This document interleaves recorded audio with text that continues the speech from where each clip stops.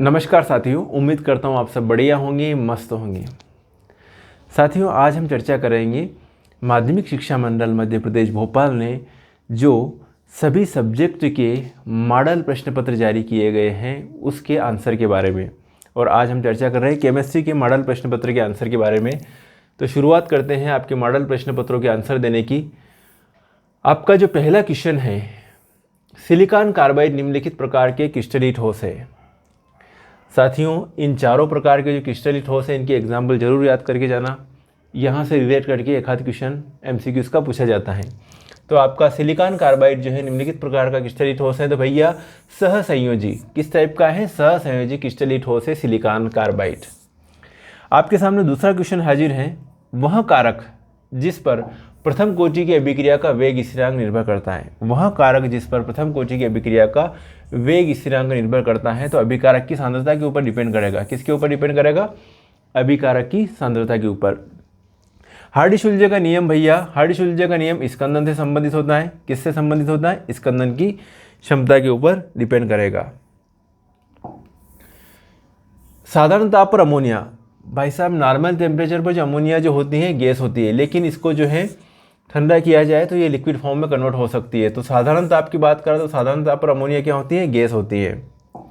आगे बात करें PMMA, PMMA का पूरा नाम क्या है?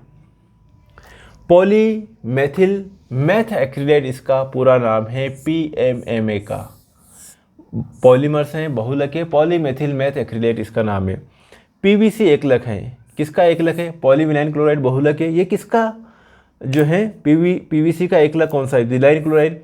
विनाइल क्लोराइड के बहुलीकरण से पॉलीविनाइल क्लोराइड बनता है, तो यहाँ विनाइल क्लोराइड आएगा।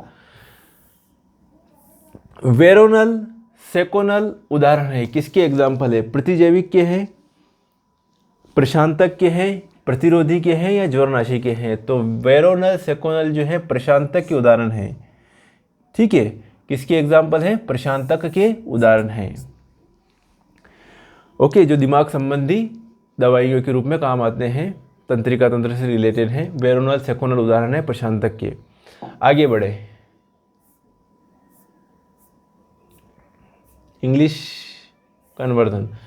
चलिए, अंतः केंद्रित घनी क्रिस्टल में परमाणुओं की संख्या। आपके सामने क्वेश्चन हाजिर है। अंतः केंद्रित घनी क्रिस्टल में परमाणुओं की संख्या कितनी होती है? 2 होती है। कितनी होती है? 2 है। अंतः केंद्रित में क्या होगा? जो परमाणु है वो एक तो घन के कोणों पर स्थित है। जो घन के कोणों पर स्थित है वो 8 घनों के साझे में और एक बीचों बीच सेंटर में है। तो 1/8 गुणित 8 प्लस 1 कितना हो जाएगा? 2। कणों की संख्या कितनी होगी? परमाणुओं की संख्या 2 होगी। झाग उत्प्लावन विधि अयस्क है ना, कौन से अयस्क के? सल्फाइड अयस्क के सांद्रण के लिए। कौन से अयस्क के लिए बेटा? सल्फाइड अयस्क के सांद्रण के लिए प्रयुक्त की जाती है। कौन सी? झाग उत्प्लावन विधि। एसिड द्वारा विरंजन अपचयन की क्रिया से पूर्ण होता है। कौन से अभिक्रिया? कैसे? अपचयन क्रिया से पूर्ण होता है। और एसिड द्वारा किया गया विरंजन जो होता है भैया अस्थायी होता है, क्योंकि अपचयन से पूर्ण हो रहा है। तो वायुमंडलीय ऑक्सीकरण के द्वारा वापस जो है रंगीन पदार्थ रंगहीन बन जाएगा। तो विरंजन मतलब कलरलेस करना अस्थायी रूप से होता है, अपचयन क्रिया द्वारा होता है। फॉर्मेल्डिहाइड पर अमोनिया की क्रिया से बनने वाला यौगिक है भैया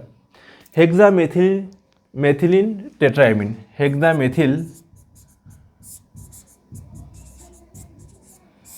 टेट्राएमीन, इसको यूरोट्रोपिन भी कहते हैं। क्या कहते हैं? यूरोट्रोपिन। क्या कहते हैं? यूरोट्रोपिन।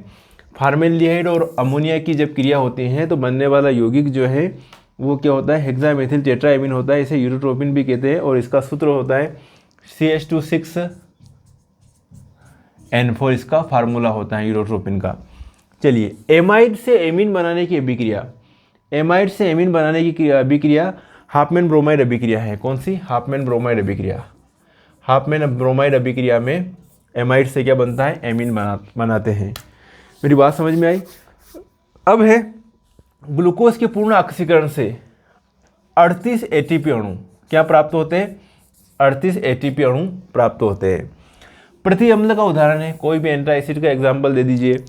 यहाँ पर मैं दे देता हूँ रेनिटिडीन।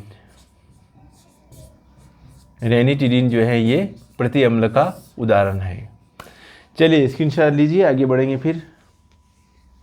ये हो आपके fill in the blanks. Okay, चलिए मिटा दे, ये मिटा दिया। सही जोड़ी बनाइए। अब है आपके सामने क्वेश्चन, सही जोड़ियाँ बनाइए। बनाना तो है ये सही जोड़ी, सही जोड़ी बनाइए। ऑब्जर्वेशन कीजिए, सोचिए इसमें कहाँ किसका क्या आंसर आएगा। ओके,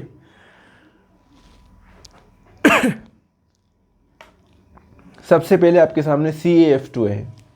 CaF2 क्या है? ये एक आयनिक यौगिक,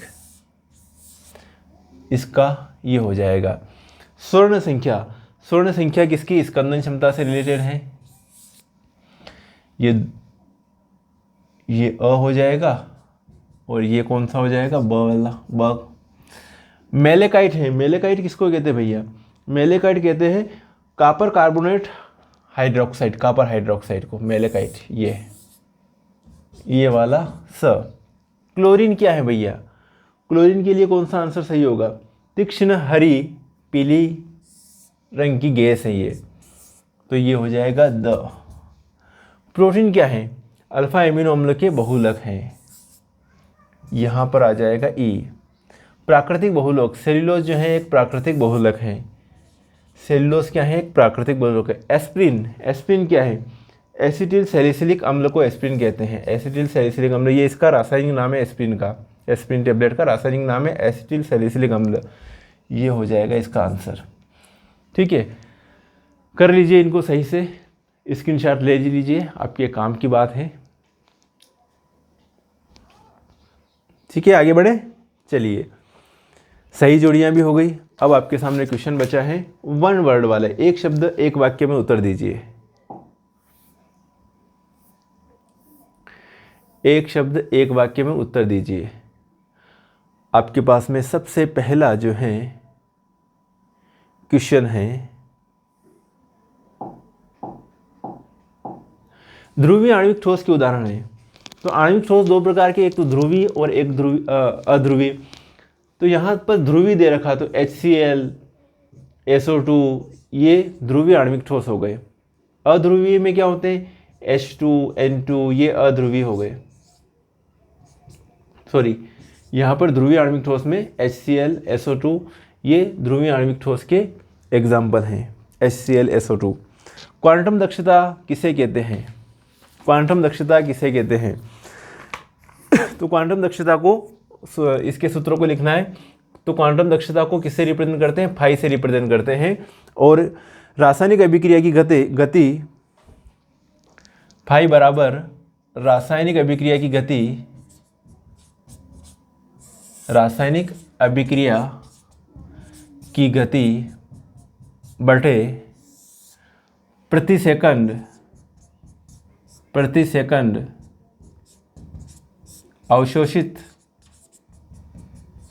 अवशोषित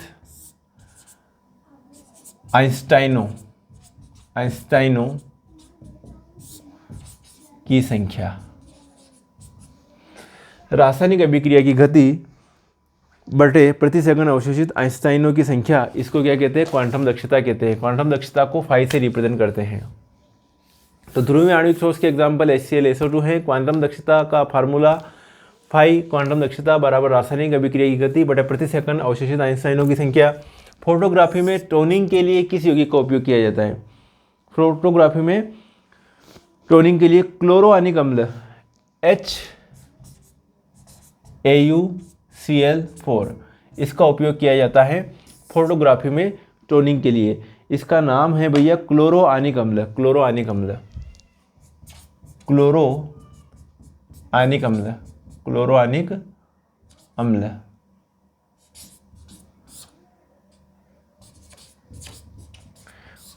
अम्ल। पी ब्लॉक के तत्वों का सामान्य सूत्र यहाँ पे होना चाहिए। पी ब्लॉक के तत्वों के इलेक्ट्रॉनिक विन्यास का, है ना, इलेक्ट्रॉनिक विन्यास का सामान्य सूत्र। इलेक्ट्रॉनिक विन्यास का जो सामान्य सूत्र होगा वो NH2 से 6 होगा। और यहाँ पर अपवाद क्या होगा? अपवाद होगा हीलियम। अपवाद क्या है? हीलियम। हीलियम का सिर्फ 1s2 होता है। तो इलेक्ट्रॉनिक विन्यास का सामान्य सूत्र है NH2 से 6 तक। अगला है आपके सामने हाजिर K4APCN6 का IUPAC नाम। तो इसका IUPAC नाम है पोटेशियम हेक्सासाइनोफेरेट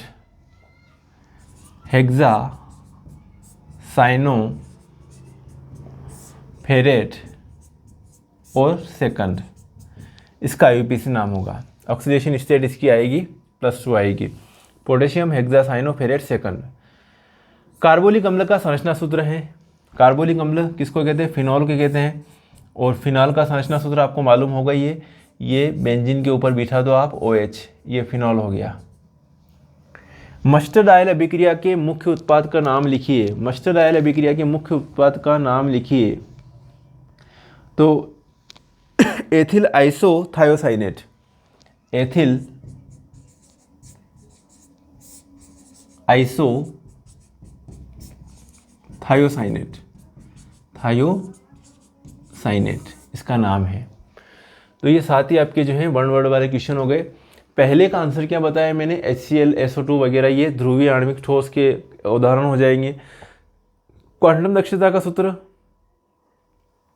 क्वांटम दक्षता फाई बराबर रासायनिक अभिक्रिया की गति बटे प्रति सेकंड अवशोषित आइंस्टाइनों की संख्या। फोटोग्राफी में टोनिंग के लिए क्लोरोआनिक अम्ल यूज़ किया जाता है, HAUCl4 इसका फार्मूला है।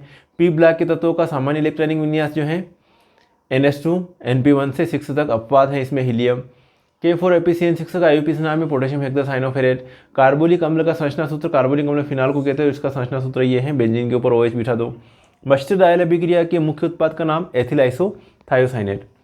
तो साथियों मिलेंगे नेक्स्ट लेक्चर में। इसके अगर बाकी के अगर क्वेश्चन के सभी के आंसर चाहिए तो जल्दी से इस वीडियो को शेयर कीजिए। इस वीडियो पर 5000 व्यूज़ आ जाएंगे, इसके बाद इसके जो हैं आंसर मेरे द्वारा बनाए जाएंगे, जो नेक्स्ट बाकी जो क्वेश्चन बने हुए उनके। ओके, इसके अलावा क्वेश्चन बैंक के सॉल्व करवा रहा हूँ। क्वेश्चन बैंक में मैंने 9 यूनिट पूरी कंप्लीट करवा दी है, 5-6 यूनिट और बाकी हैं, उनके भी मैं लगातार वीडियोस अवेलेबल करवा रहा हूँ। ओके साथियों, मिलेंगे फिर नेक्स्ट वीडियो में नेक्स्ट प्रॉब्लम के साथ। तब तक के लिए ओके बाय, जय हिंद।